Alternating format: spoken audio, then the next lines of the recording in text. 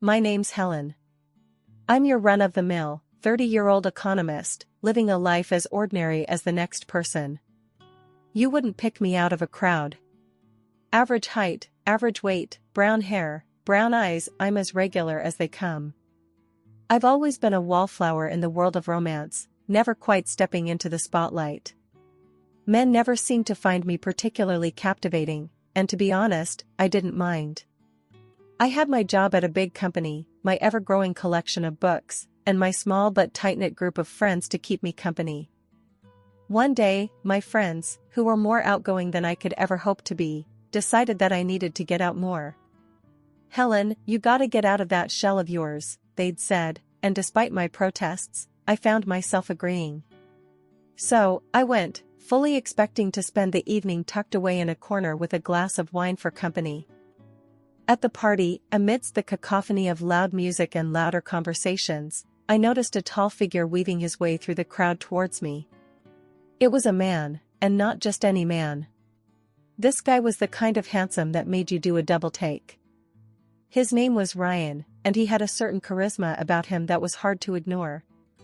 I was surprised when he approached me. Men like him didn't usually notice women like me.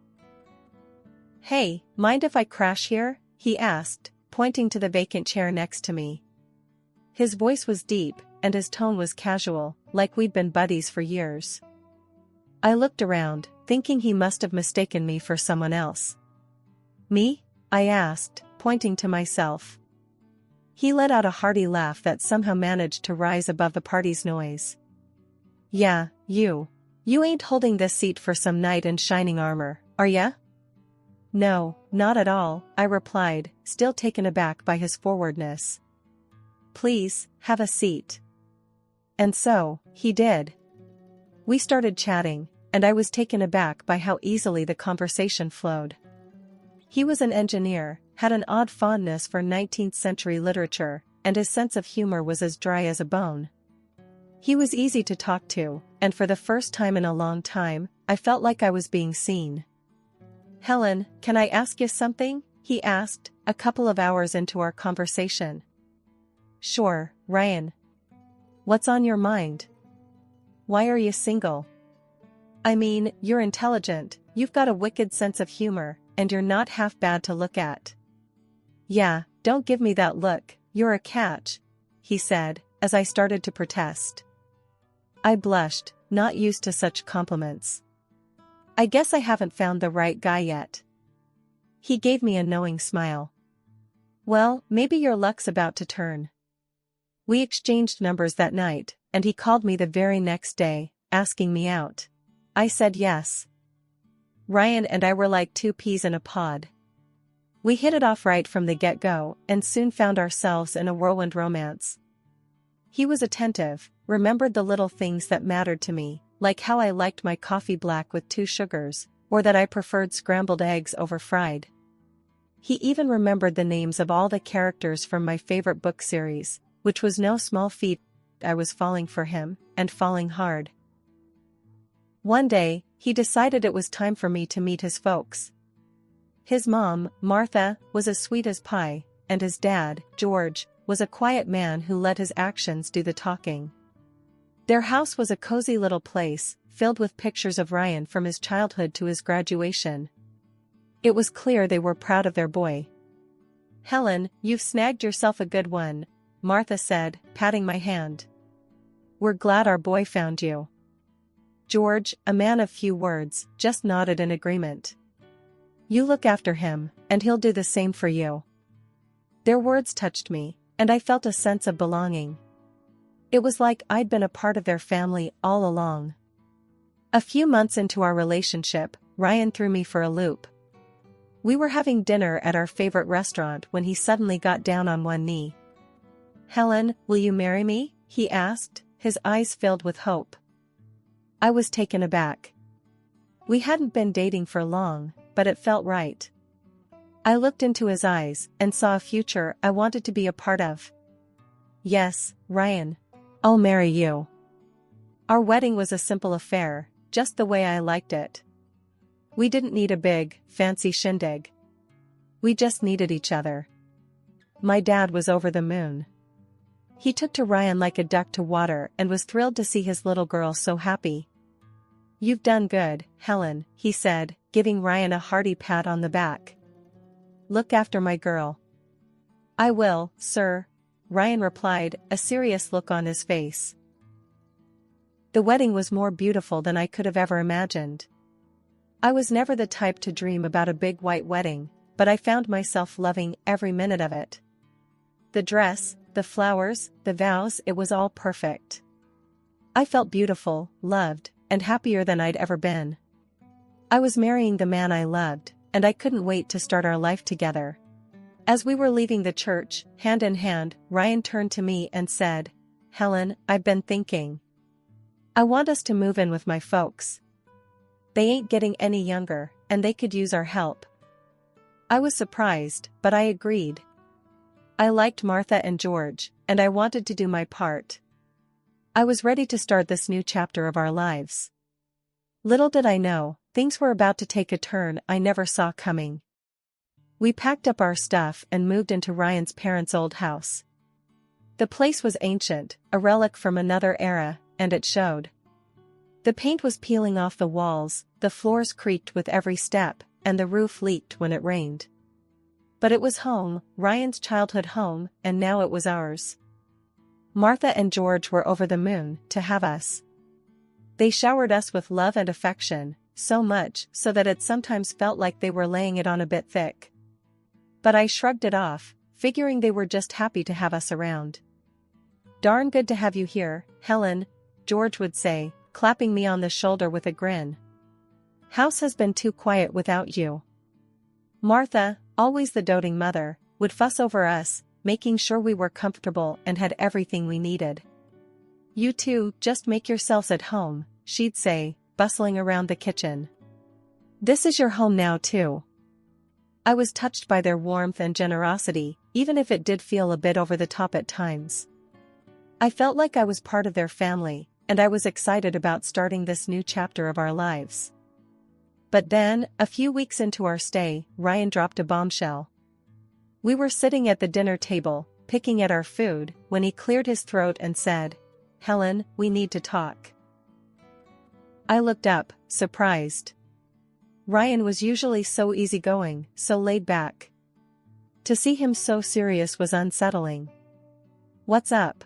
I asked, my heart pounding in my chest. Ryan took a deep breath and said, "The house needs repairs, Helen. Serious repairs.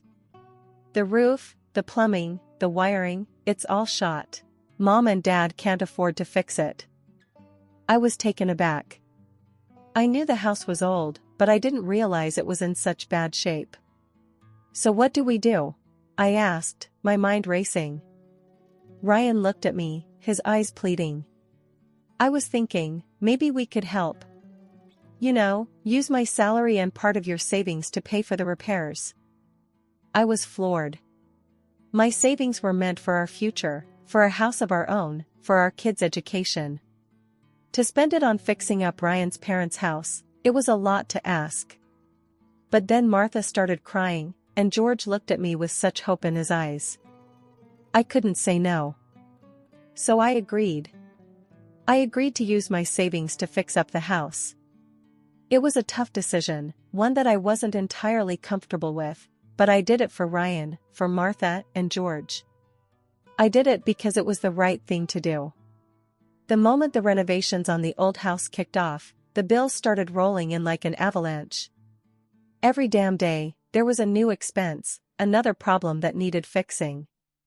The roof was leaking, the plumbing was shot, the wiring was a fire hazard, the costs were piling up faster than a snowdrift in a blizzard.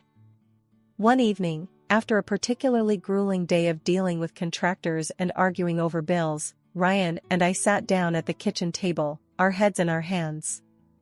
The burden of our financial troubles was bearing down on us like a 2-ton weight, and we were both feeling the strain. "Helen, we're in deep," Ryan said, his voice heavy with worry.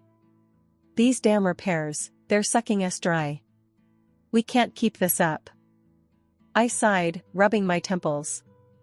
"I know, Ryan. I know. But what choice do we have?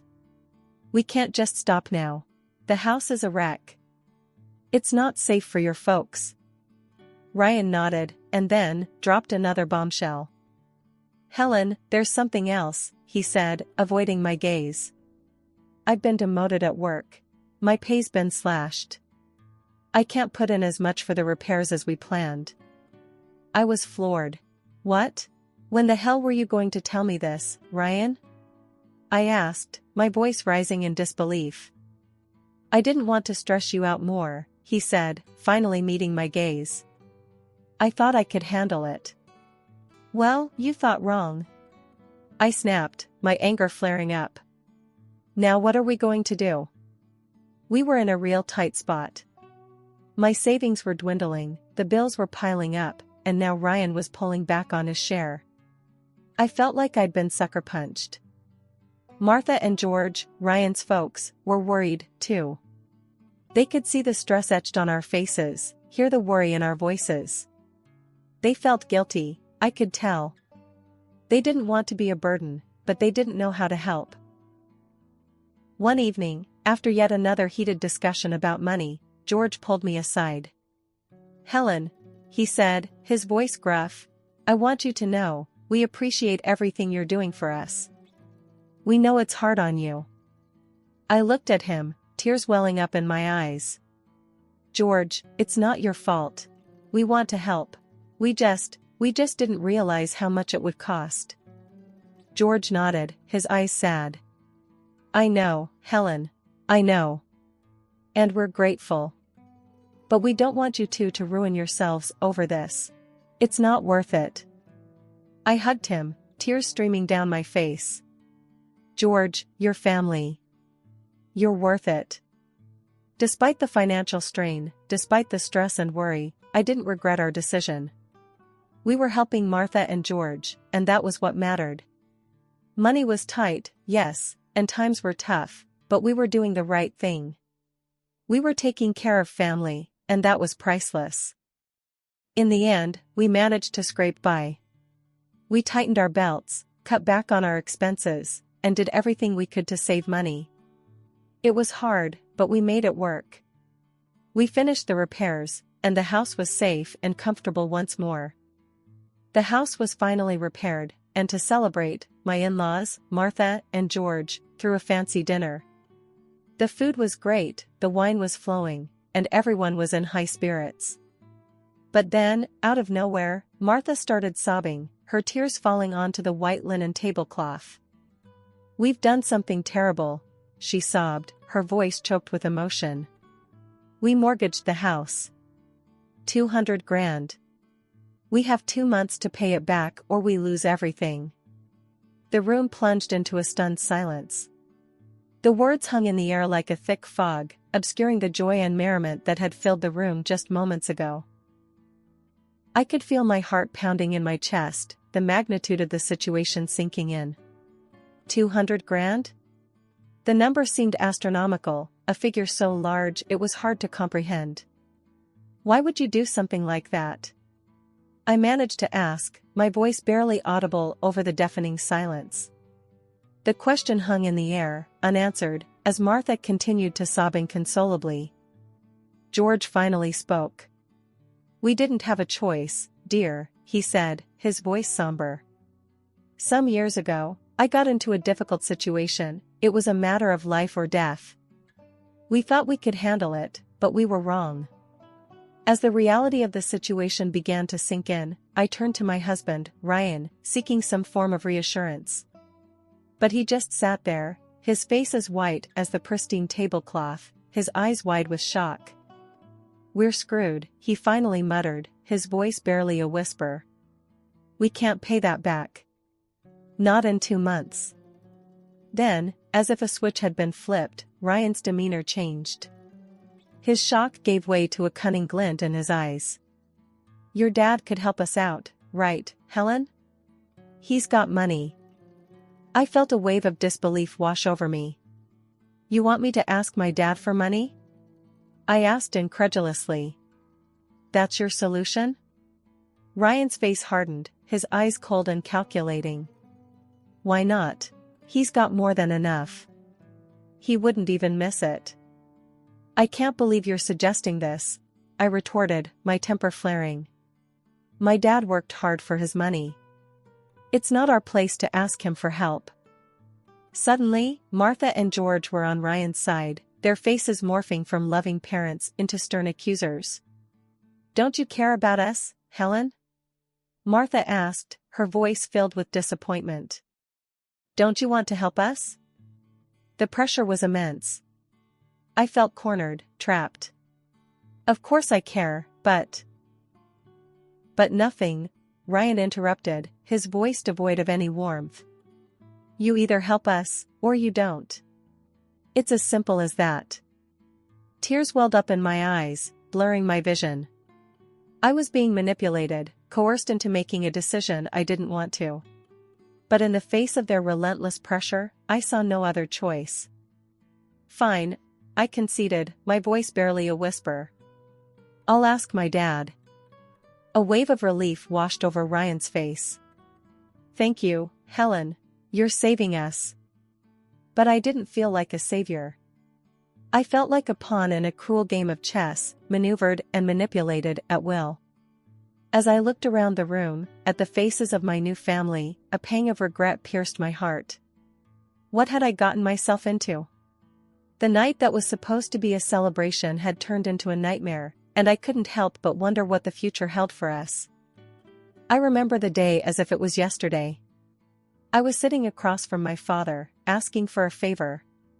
I needed to borrow money to pay off my in-laws' debt. His eyes, usually full of warmth, were serious as he listened to my plea. I'll lend them the money, Helen, he said after a long silence, but only if Ryan signs a receipt. I was taken aback. A receipt?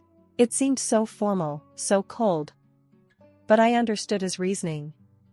He was a businessman, after all. He believed in doing things the right way, in black and white. Ryan, however, was clearly unhappy with this decision. He grumbled and complained, but eventually agreed. He borrowed $200,000 from my father against a receipt drawn up according to all the rules. The money was used to pay off his parents' debt for the house. And then, just as we thought things were getting better, tragedy struck. My father passed away suddenly from a heart attack. I was devastated. I had lost my rock, my support system. I had to prepare for his funeral, all while dealing with the shock and grief of his sudden passing. It was a challenging time, to say the least. One day, I returned home earlier than usual. I needed a break from the funeral preparations, from the condolences, from the sea of sorrowful faces. As I walked in, I heard voices coming from the living room. It was Ryan, Martha, and George. They were talking, their voices low and hushed. I quietly walked towards the living room, my heart pounding in my chest. I stood behind the door, listening to their conversation. They were talking about me, about the money, about the receipt. We've done it, Ryan, I heard George say, his voice filled with glee. We've fooled her. We've gotten the money to repair the house and pay off the debts. But I'm tired, Dad, Ryan replied, his voice full of disgust. I'm tired of pretending. I'm tired of living with her. I want a divorce. But what about the receipt, Ryan? Martha asked, her voice stern and commanding. We need to get rid of it first. Only then can you divorce her. Don't worry, Mom, Ryan said confidently. I'll take care of it. I'll steal the receipt and destroy it. I felt like I'd been punched in the gut. I couldn't believe what I was hearing. They had planned this all along. They had used me, betrayed me. And now, they were planning to get rid of me. I slammed the front door, pretending I had just arrived. I put on a brave face, pretending everything was fine. Helen, dear, how are the funeral preparations going? Martha asked, her voice dripping with fake concern. They're going well, Martha, I replied, my voice steady. Thank you for asking. And with that, I walked away, my mind racing. I needed to figure out my next move.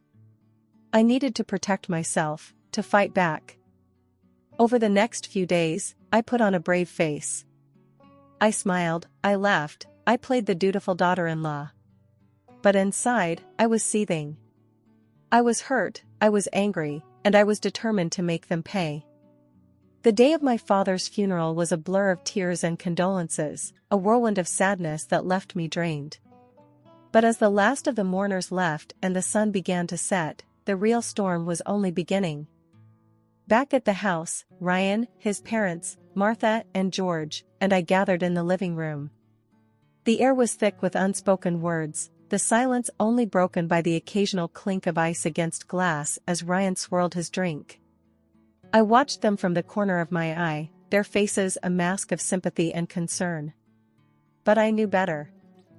Suddenly, Ryan broke the silence. "Helen," he said, his voice cold and hard. "You need to leave."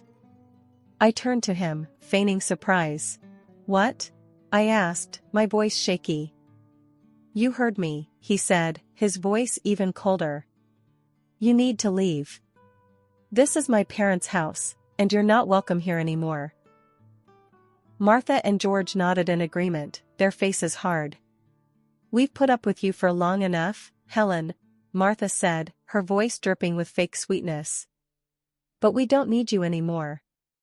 "And what about the house?" I asked, pretending to be shocked. "The money I lent you for the house?" Martha laughed, a harsh, cruel laugh that echoed around the room. "This house?" she scoffed. "This house is ours, Helen. And you have no place here." Ryan joined in her laughter, a cruel smile playing on his lips. "And about that money, Helen," he said, his voice filled with mockery. "I found those receipts at your father's house. And I destroyed them." His words hung in the air, a declaration of his deceit. But instead of breaking down, instead of giving in to the despair, I did something unexpected. I laughed. My laughter filled the room, a stark contrast to the heavy silence. Ryan, Martha, and George stared at me, their faces a picture of shock and confusion. You knew?" Ryan stammered, his face pale. I nodded, my laughter subsiding. "I knew," I said, my voice steady. "I knew about your plans, about your deceit. But the receipts?" George stammered, his face pale. "We destroyed them." I shook my head, a smile playing on my lips. "Those were just copies, George," I said, my voice calm. "The real ones are with my lawyer." Ryan and George exchanged a glance, their faces pale. I could see the fear in their eyes. They knew they were cornered. You want the money back?" Ryan asked, his voice shaky. "I want it back, Ryan," I said, my voice firm. "And I want it now. Otherwise, I'm going to the police." Ryan and George paled even more, their eyes wide with fear. "Helen, please," George pleaded. We can work something out." I shook my head, my resolve unwavering. "No, George," I said, my voice steady. "You had your chance. Now, it's time to pay." After a long silence, Ryan finally spoke. We'll give you the house," he said, his voice shaky.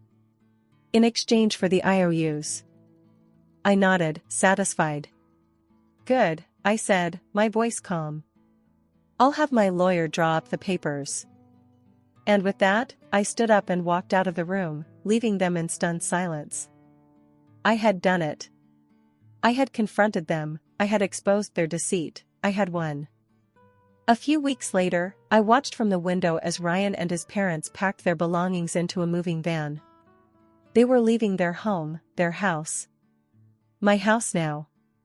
I couldn't help but smile as I watched them drive away, their faces a picture of defeat. I was free. Free from their manipulation, free from their deceit. I had won. I had taken back control of my life. And as I closed the door to my new house, I knew that I was finally ready to move on, to start a new chapter in my life. And so, as the sun set and the stars began to twinkle in the sky, I sat down in my new living room, a sense of peace washing over me. I had faced my fears, I had stood up for myself, I had won. And as I looked around my new home, I knew that I was stronger than I had ever been. I was a survivor, a fighter. And I was ready for whatever came next.